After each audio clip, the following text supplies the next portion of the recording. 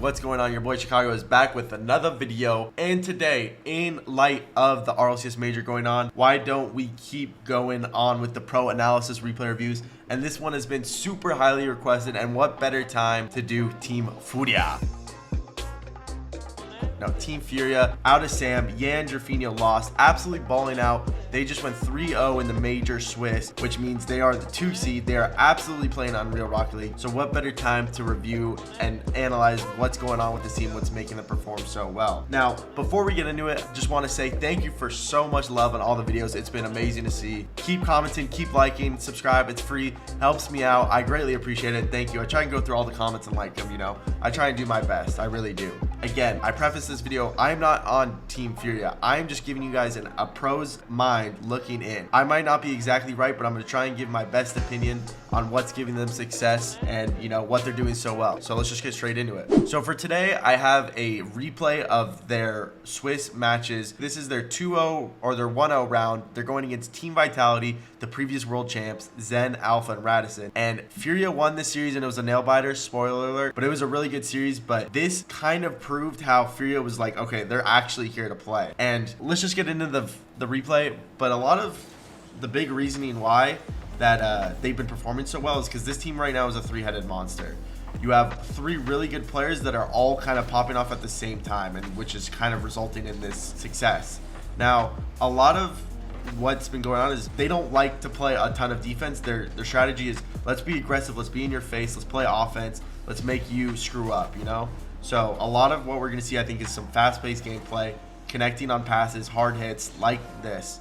You know, they're going to stay super spaced out, open for passes, and they're going to try and boom the ball to each other, switch the field a lot, and try and keep the other team's head on a swivel and not really know what's coming next. So right over here, you got Jerfinho, lost, covering the open space on the left side of the field, and now Jerfinho is going to move it in the back lines, so he's a passing option for Lost. Right here, boom, and now just like that, Vitality's got to concede and, you know, start playing defense. But like I said, we're going to be seeing a lot of aggression. So right off the rip, Radisson is the ball, clear as day. Lost does not give a hoot about that. He is going to just charge Radisson, give him no respect, get in his face, right? Again, Alpha has the ball. Like, there's no reason Yan should be going for this. Nope. Lost in the air, it doesn't matter. Lost recovering does not matter to Yan. I'm going to go for this. I'm going to try and give you no time, no respect. Boom. And even though he doesn't do anything, it's okay. This is kind of the mindset and the playstyle they're going. They're just trying to go, go, go. And, you know, they'll play off of the momentum from the challenges and just driving super fast throughout the field. Yan has to go back for boost. He's going to go all the way back for back boost. And a really good play out of Furia right off the bat. Infield pass, pressure on Vitality. But Vitality, again, they're a good team. Vitality's not going to just let all these passing plays go in. It's going to take a while to break one down or find a... You're going to have a really good play to beat Vitality on the goal line. Honestly, really well played by Lost, getting multiple touches on the clear. Just doesn't really give Vitality the easiest ball to come back with, and because of it, we kind of have a possession battle at the moment. Now, that's a really good play out of Vitality, just not the greatest finish from Radisson. But yeah, once again, just charging forward, going for a crazy challenge, get to dunk, which leads to this possession. And Lost, really good double, making the defense panic, and now you can start an offensive little war, or you can start, you know, trying to break Vitality down if you're Furia. One reason why I think Furia is playing so well is, again, the aggression.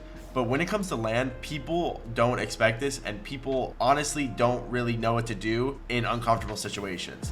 So I think Lost is trying to capitalize on that aggression that people don't usually, you know, experience at land, and try and catch people off guard. He is third man, both his teammates are in his corner. Going for this is like one of the first rules of RocketLeague you should not go for. He is third man, he should stall time. But this just absolute absurd jump. I can't lie, this is an absurd ball to go for. Catches Alpha off guard, and he gets that dunk, which then allows his teammates to both grab boost, get back in the play, and just kind of restart, you know, their rotations. Now, obviously, if that challenge doesn't go well for Lost, we have a completely different story, but you know, they've been calculating everything they've done so far, so you can't really fault them on it, you know? One thing Furia has been doing really well is, you know, playing really aggressive, playing fast, trying to keep offense up. But they also you have to have a skill. You're not gonna be able to do this all the time and just try and keep challenging. Sometimes you are going to have to take a little like reset, as some people like to call it, where you regroup, allow your teammates to get boost, rotate behind you, and stall a couple seconds, right? So they're gonna have to do that eventually. And obviously with this challenge from Lost, it doesn't go their way. So so Jerfinho does a really good job of resetting, and then challenges when the time is right, when his teammates are ready.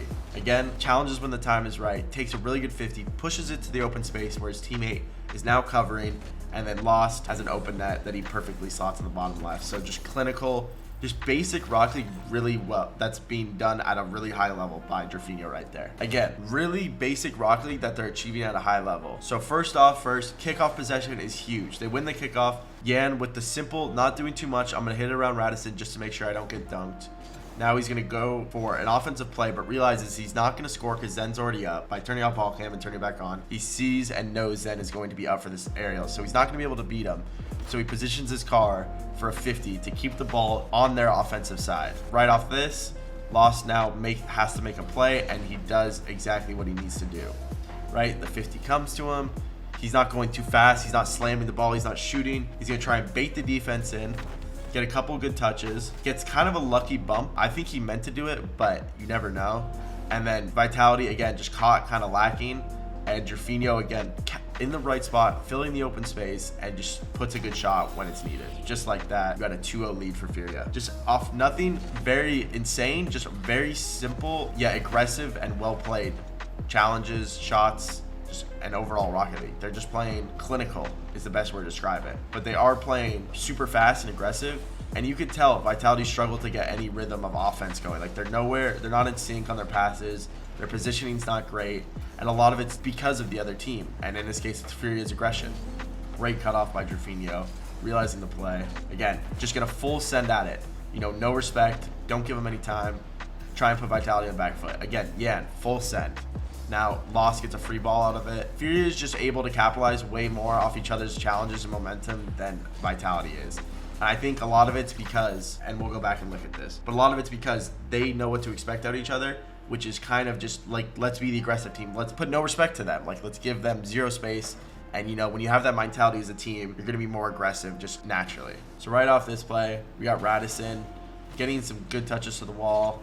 And just honestly pretty poor positioning by Jerfinho. Him being sideways is really bad, and obviously he's sideways because he thinks Radisson might have another touch to the corner, but Radisson does a good job faking it. But him being sideways just completely nullifies his like effectiveness in the play, because since he's sideways, he can't go straight. He has no momentum. He's at a stop, so it's gonna be really hard for him to get up to challenge for a ball. And Alpha, the one with momentum, straight pointing at the ball, is just gonna gap him every day, and his teammates weren't back to defend him. So honestly, Jerfinho kind of screwed up there by going sideways. He just left himself in a really vulnerable spot, and Vitality capitalized. In these replay reviews, I always talk about what the other team's doing so well, but I never really show what the enemy team is facing and how it is affecting them. So if you guys have been watching, I've been talking about Furia's aggression and speed, and I just want y'all to notice how it affects another team's player. So right here, we're watching Alpha from Vitality, and you'll be able to tell, like, Alpha has been, you know, getting early rushed, early challenged all games, so he hasn't had much time. So that's kind of his thinking now. His innate thinking is just, you're not going to get much time, try and make a play early. So he thinks Lost is just going to chase this ball like he has been all game and kind of just full sending it. So Alpha tries to go as fast as possible, and because of it, screws up his touch, gets really poor touches, and now Zen has to come cover for him. But that is the kind of little things they don't really notice is when a team's playing well is what it's causing the other team to do. That touch from Alpha is really bad, and it leads to this offensive pressure from Furia. Now this is the opposite. He's going really fast because he thinks someone's going to challenge, but Yan goes really fast and just dunks him. So he's losing both battles. He's, you know, they're faking him out and they're going slower, so he just ends up giving the ball. But when he goes and they charge him, he's also getting dunked. So it's like, in his head, he doesn't really know what to do because both actions got kind of screwed over by him. They defended him. So he's kind of in a no man's land of what to do with the ball. And it's, you know, making a team struggle, create plays, create offense, and create good rhythm. Again, they're up by 10 seconds. Vitality's gonna go full out charge. Alpha sees his teammate with possession of the ball, gonna go try and take out the goalie. Really good dodge by Yan, using this wave dash right here on this corner. Wave dash to get that little speed to start going towards the net. Also dodging Zen a little bit and making the save.